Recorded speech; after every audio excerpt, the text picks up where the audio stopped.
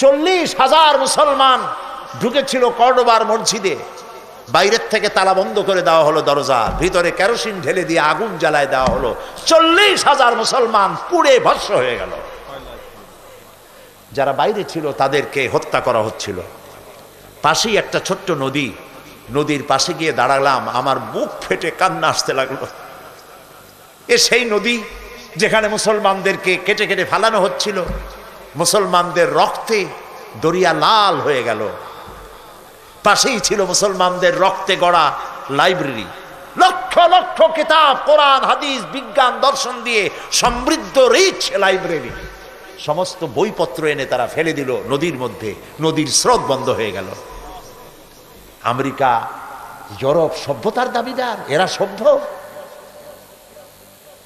হাজার হাজার বছর পর আজ আবার এই আমেরিকানরা আবার যখন ওই ঘটনার শত শত বছর পরে ইরাক দখল করল, ইরাকে ঢুকেই হাজার বছরের আরব সভ্যতার সব নিদর্শন কিতাবপত্র তারা পোড়াইয়া চুরি করিয়া লুট করে শেষ করে ফেলেছে।